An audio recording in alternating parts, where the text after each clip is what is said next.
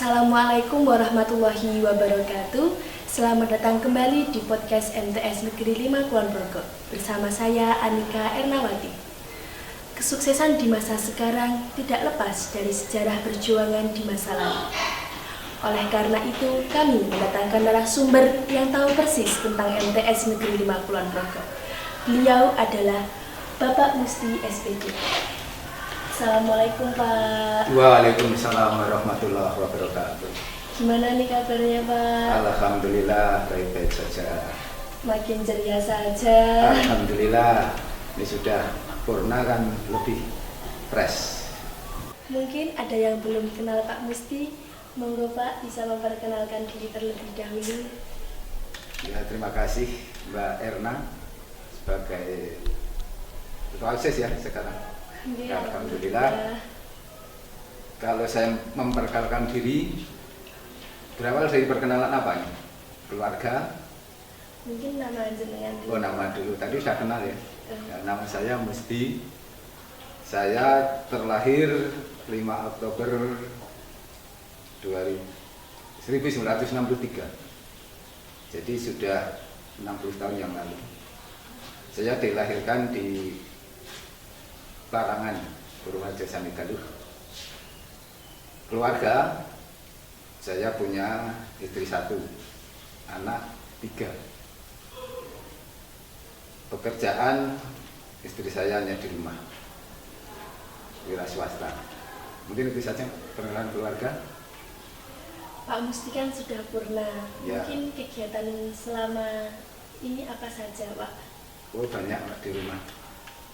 Di ladang, di masyarakat ya, gotong royong sambatan. Kalau pas nggak ada kegiatan di masyarakat, saya di ladang bertani dan sambil memelihara ayam. Itu kegiatan saya yang rutin. Wah, sibuk banget ya Pak. Oh, enggak begitu. Pak, mohon diceritakan tentang perjalanan MTS Negeri 5 Kulon Progo. Ya, terima kasih Mbak Erna atas waktu yang diberikan, dan mungkin ini kalau saya ceritakan semuanya lebih lama lagi ya. Ini yang poin-poin saja atau dari awal dan kira-kira bisa komplit? Monggo. Komplit ya Pak. Oh, komplit ya. Jadi ya. semampu dan semau saya ya. Ya. Ya, terima kasih. MTS Negeri 5 Kulon Progo ini secara definitif berdiri 1 Juli 1983. Tetapi saya masuk di sini sebagai guru itu 1 Juli 1985. MTS Negeri 5 Kulon Progo sekarang dulu namanya MTS Negeri MTS swasta di Sidoarjo, di bawah Yayasan LKMD atau di bawah Yayasan Lembaga yang ada di Kelurahan Sidoarjo. Saya masuk pertama 1 Juli 1985, itu saya mendapat 1 SK Yayasan. Di sana berbunyi Yayasan LKMD.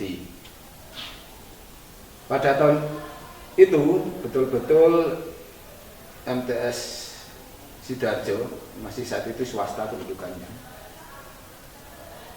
Itu masih memprihatinkan sekali. Sebuah lembaga yang mau didirikan tanpa modal materi yang cukup. Kebetulan pendirinya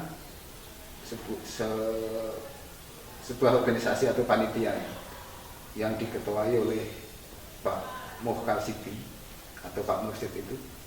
Kemudian Bapak Lurah Sidoarjo saat itu Bapak Dwijo Soekarto, beliau sebagai lurah desa.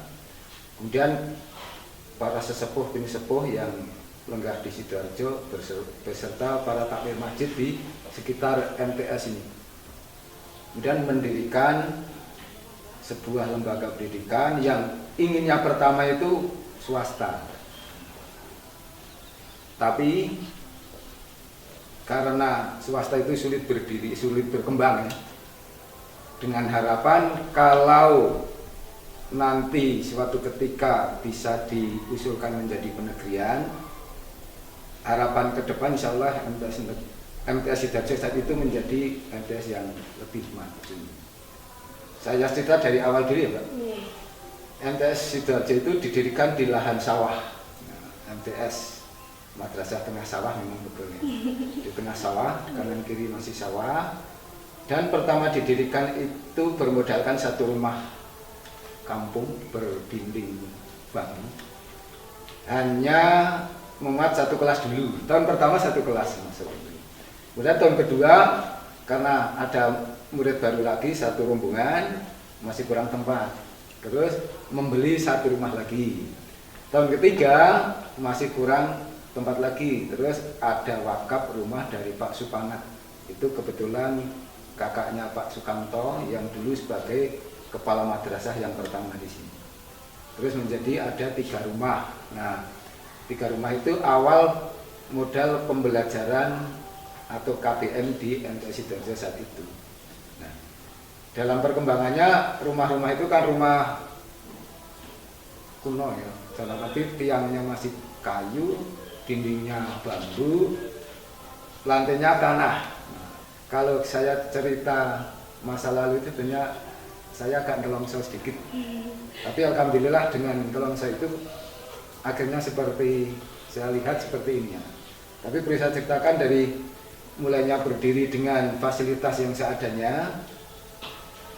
Kebetulan Bapak Sukamto ini sebagai kepala, kemudian dia juga sebagai tukang. Jadi awalnya dia membuat bangunan seadanya yang arahannya seperti permanen ya. Terus dibuat rumah berdinding bata tapi juga masih setengah permanen.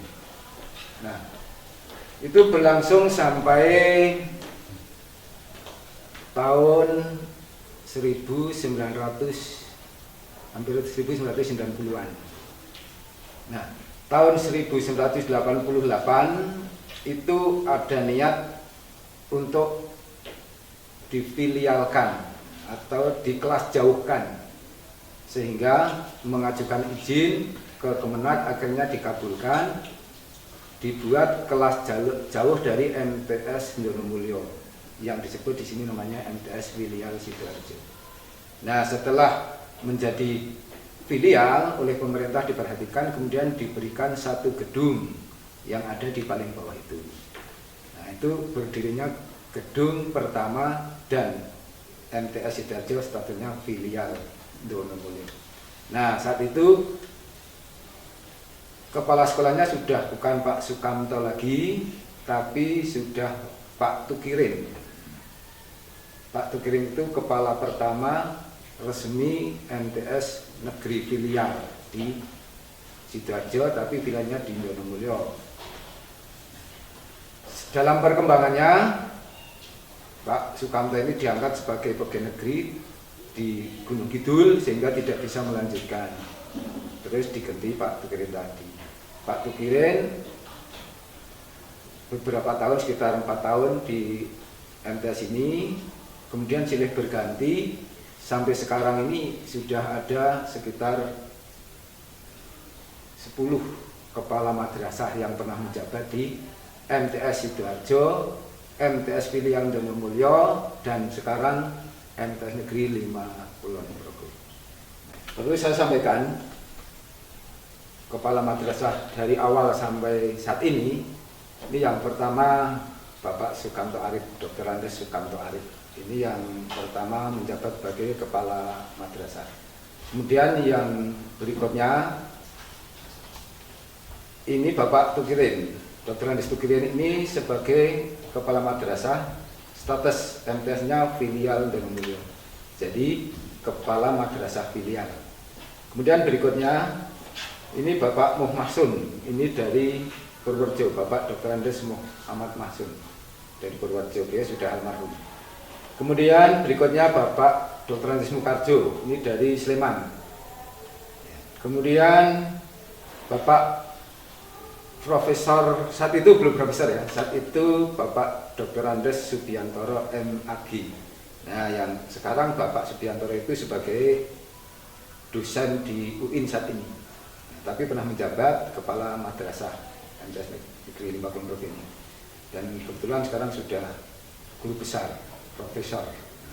Beliau satu-satunya dosen UIN yang pernah menjabat kepala madrasah di tempat ini. Setelah itu Bapak Dr. Andes Koiron, MA. Beliau sekarang di MTS 2 Kulon Progo. Kemudian setelah Bapak Koiron itu Bapak Dr. Andes Kurdianto. Ini sekarang menjabat sebagai guru di MTS 4 Kulon Progo. Kemudian berikutnya dari Pak Kurdianto diganti oleh Bapak Dr. Andes Sukarlan. Beliau sekarang juga mengajar di MAN 3 Kulon Progo. Kemudian yang terakhir sampai saat ini Ibu Asnah Al-Amin SAGM SI yang menjabat kepala madrasah sampai saat ini. Ini beliau kepala madrasah yang menjabat dari awal sampai saat ini. Selama mengajar di MTS Negeri 5 Kulon Progo, kesan-pesan Bapak itu apa? Kesan-pesannya tentunya banyak sekali. Perjalanan saya di sini yang hampir 38 tahun, sudah cukup lama. Iya. Perjalanan tentu banyak hal yang menyenangkan, tapi juga ada yang kurang menyenangkan. Tapi kalau saya anggap atau di persentase itu 90% itu menyenangkan. Dari saat saya masuk di sini itu saya sudah menyenangkan. Pertama, saya baru lulus SPG. Terus saya diajak oleh Bapak Umar Dhani, itu dulu diantara salah satu pendiri. Suruh ngajar di sini karena gurunya kurang. Karena guru yang pertama itu hanya diampu oleh beberapa orang, dan itu pun nyambi masih sebagai guru agama di SD. Nah, yang guru pertama di sana adalah hanya sambilan, yang guru aslinya ya Pak Kanto sama Pak Jemirin itu. Terus kurang, saya masuk di sini tahun 1985. Itu saya sudah tertarik dengan tempat ini. Pertama, depannya dekat. Keduanya saya tahu bahwa masyarakat sekitar itu sangat mendukung dengan keberadaan MTS. Buktinya apa? Saat akan didirikan rumah di MTS, belum gedung ya, itu masyarakat masjid itu pada gotong royong meratakan tanah. Itu saya tahu persis, itu malam hari. Nah, artinya apa? Masyarakat itu sudah mau menerima keadaan MTS. Artinya di dalam angan-angan saya ini, kalau sebuah lembaga diterima masyarakat, insya Allah akan berkembang. Saya jadi optimis. Nah, optimis kemudian walaupun saat itu fasilitas sama sekali masih sangat kurang. Meja kursi hanya pas, kemudian fasilitasnya gedung juga masih sederhana. Dinding-dinding itu dari bambu. Kesan saya yang kurang menarik tapi juga terkesan tidak pernah terlupakan itu, begitu anak-anak belajar itu kalau keluar tidak lewat pintu, tapi lewat lubang dinding bambu itu. Nah, saat itu sayangnya belum ada foto, jadi saya tidak memfoto anak yang keluar lewat lubang bambu. Itu kesan yang tidak saya lupakan sampai sekarang. Saya lihat, tapi saya juga tidak orang ngalok gitu. Karena apa? Memang situasinya seperti itu. Anak kan seneng toh menerobos seperti kambing keluaran, jadi membungkuk. Mungkin itu seni tersendiri bagi anak. Dan memang kualitas seperti itu ya. Nah, itulah seni ya, seni saat saya bergaul, bersosialisasi dengan anak yang saat itu betul-betul anak itu masih sangat polos.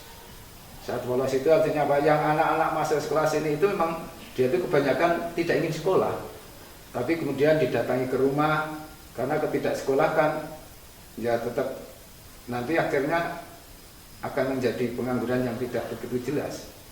Datangi kemudian mau sekolah, mulai pertama itu ada 30 siswa, itu pun murid-murid yang sudah tidak layak masuk SMP atau MTS karena usianya sudah pada tua karena memang tidak mau sekolah, mau didatangi suruh masuk, ada 30 siswa. Nah, yang saya paling berkesan sekali di antara 30 siswa itu dulu yang masuk sini nih bekas teman saya SMP di Muhammadiyah Dekso itu. Dia tidak melanjutkan di SMP tapi keluar drop out kemudian melanjutkan di MTS Sidoarjo, ketemu saya temannya. Tapi saat ini saya sudah sebagai guru. Sampai sekarang tidak terlupakan itu kesannya.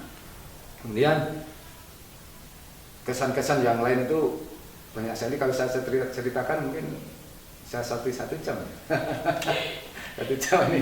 Tapi saya terkesan sekali dengan MTS Sidoarjo yang dulunya ya kalau kami sendiri nggak menyangka kalau akan berkembang seperti ini. Dalam perjalanannya juga banyak onak duri yang alhamdulillah bisa dilalui dengan lancar, walaupun memang hambatan itu mesti ada. Tetapi perjuangan Bapak Ibu guru yang saya itu ngajar, masyarakat sekitar dan siswa-siswa yang masuk di sini itu juga ikut berjuang. Dalam arti misalnya pas akan mendirikan rumah atau dapat wakaf dari Bapak Supangat itu, yang kerja bakti untuk usung-usung itu Bapak Ibu guru, siswa dan masyarakat. Yang saya tidak pernah lupakan dengan saat itu ya, untuk gotong royong itu begitu selesai siang begini istirahat, ada masyarakat itu membawa nasi untuk diberikan kepada yang kerja di situ. Nah, itu masyarakat betul-betul inten, sangat respect terhadap kegiatan madrasah ini. Padahal kalau saya lihat betul-betul berjuang semua.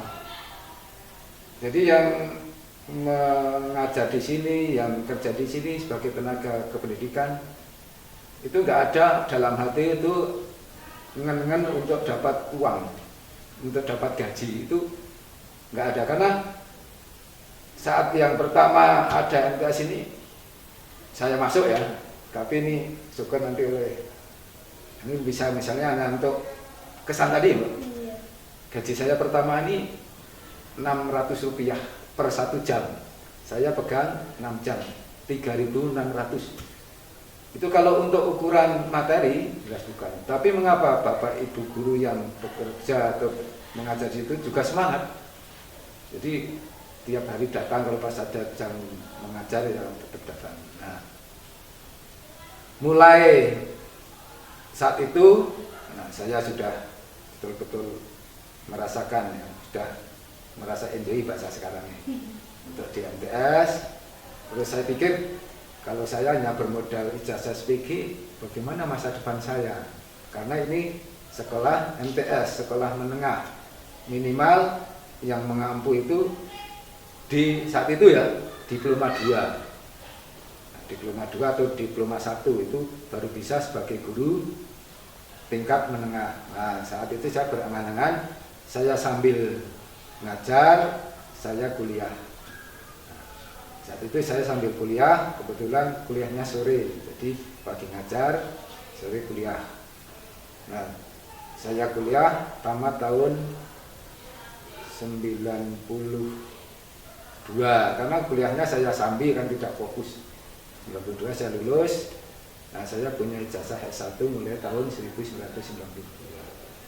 Itu kesan saya tentang MTS ini, bahwa perjalanan MTS ini tidak lepas dari sebuah hambatan, tapi hambatan itu menjadi sebuah semangat baru untuk MTS yang alhamdulillah saat ini sudah begitu maju.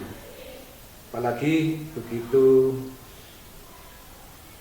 datang ya, para pengampu, para tenaga pendidikan yang sudah profesional ya, kemudian didukung oleh program-program pemerintah yang juga memperhatikan para guru, para tenaga pendidikan, dan juga fasilitas madrasah.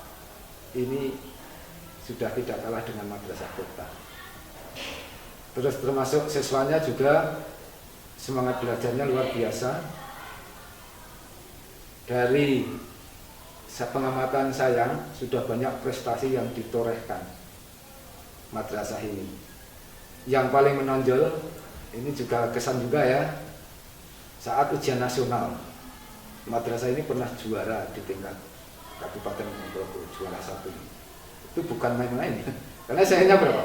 SMP 1 atas, SMP 1 6 bulan, tapi UN-nya juara 1. Nah, itulah kesan yang tidak pernah terlupakan untuk MTS Sidoarjo. Berkat perjuangan dari Bapak Ibu guru yang tadi, yang sudah sesuai profesinya tadi loh. Kalau Bapak Ibu guru dulu kan menghidupkan MTS, tapi belum memajukan. Menghidupkan dulu, sudah hidup, kebetulan kan langsung purna, sudah beliau pensiun, diteruskan oleh generasi berikutnya yang memajukan. Dulu kami hanya menghidupkan saja, sekarang sudah begitu maju karena dimajukan oleh Bapak Ibu guru yang betul-betul sudah standar pendidikannya sudah terpenuhi. Dan dalam ujian nasional tersebut, kalau anak itu tidak nilainya sampai passing grade yang ditentukan, tidak mungkin akan lulus. Jadi tidak ada namanya remedi ujian nasional. Nah, ini begitu program itu dilakukan, anak-anak betul-betul niat belajar untuk lulus. Kebetulan saat itu saya mengajar fisika. Karena Bapak Ibu guru dulu itu kan mengajar saat mapel yang diambil itu sudah ada, tidak ada yang mengambil, jadi diambil yang lain. Nah, saat itu dapat prestasi yang luar biasa di samping prestasi non akademik. Misalnya juara drum band tingkat Kabupaten Ponorogo itu sampai 3 kali berturut-turut. Itu prestasi-prestasi yang menjadi kesan saya selama saya di MTS Negeri 5 Kulon. Terus bedanya MTS yang dulu dengan MTS yang sekarang ini apa, Pak? Ya, dari segi namanya sudah beda. Kalau dulu MTS Sidoarjo, sekarang MTS Negeri 5 Kulon. Dari segi nama ya. Kalau dari segi yang lain, tadi dari awal saya sudah cerita ya, MTS Sidoarjo yang dulu dari segi fasilitas itu masih apa adanya. Termasuk sistem pendidikannya juga masih menggunakan cara-cara yang kurikulum lama. Nah, itu saja kan, karena itu kebijakan pemerintah. Kalau MTS yang sekarang, kamu lihat sekarang gimana tentang fasilitas, sudah lengkap. Jadi kalau ada siswa kok tidak bisa belajar karena fasilitas ini di MTS 5 Kulon Progo sudah nggak ada. Coba dari non akademik dikembangkan, misalnya fasilitas drum band, keterampilan olahraga, voli, badminton, catur, semuanya sudah lengkap. Dulu belum ada sama sekali. Namanya ekstra itu voli, olahraga ya voli, karena fasilitas olahraga itu hanya punya net dan bola.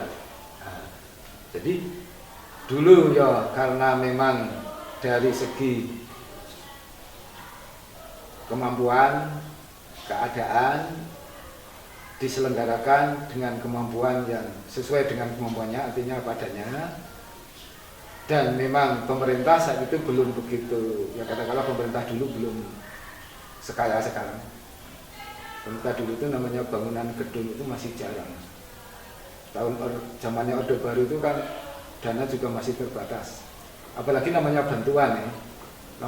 Saat itu belum ada namanya bantuan siswa miskin, apalagi PIP. Jadi anak sekolah itu bayar. Tapi kehebatan bayar itu anak merasa kehilangan terus belajar sungguh-sungguh. Orang tua juga merasa membiayai. Jadi orang tua itu tanggung jawab pada anaknya. Uang kehilangan duit ke anak pintar itu dia rugi. Sekarang pemerintah menggelontorkan banyak dana. Bayangkan setiap siswa dapat bantuan PIP, DSM, BOS. Siswa kan nggak bayar tuh.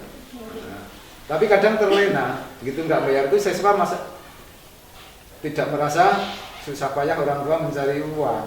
Jadi kadang-kadang orang tua itu tidak memperhatikan karena tidak merasa kehilangan duit. Akhirnya apa? Banyak anak yang belajar yang tidak sungguh-sungguh.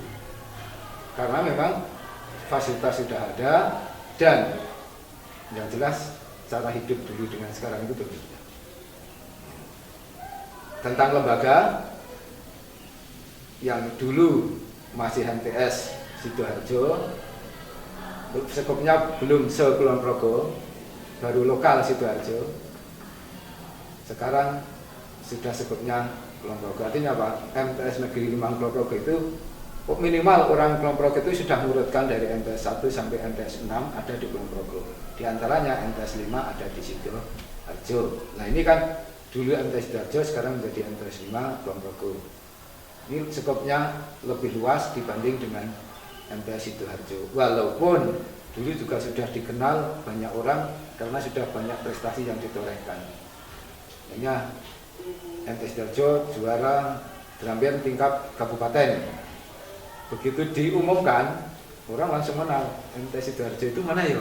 Mesti akan ke Sidoarjo. Bahkan banyak dulu itu orang yang tidak tahu bahwa Sidoarjo itu ada di Samika. Karena apa? Dia lebih mengenal Sidoarjo daripada Samika. Yang dulu pertama saya ingat itu MTS negeri yang pertama di sini itu kan dari filial ke negeri, itu kesan orang itu swasta. Pernah ada orang mengatakan MTS Muhammadiyah Sidoarjo, padahal di sini sudah MTS negeri. Karena Pak, skop Sidoarjo belum membawa dampak luas terhadap pengenalan masyarakat khususnya di Kulon Progo. Kalau sekarang sudah ada, nggak ada orang yang mengatakan MTS bahwa MTS ini swasta, nggak ada. Karena sudah lebih dikenal dengan MTS negeri 5 Kulon Progo. Mohon doa restunya Pak, mudah-mudahan MTS lebih maju.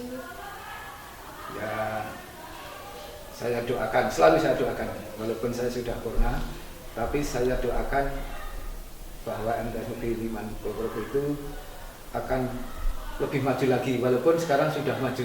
Tapi karena maju sekarang ini nanti akan terbawa oleh perkembangan kemajuan zaman juga, apalagi nanti sudah ada program-program pemerintah yang arahnya ke generasi emas.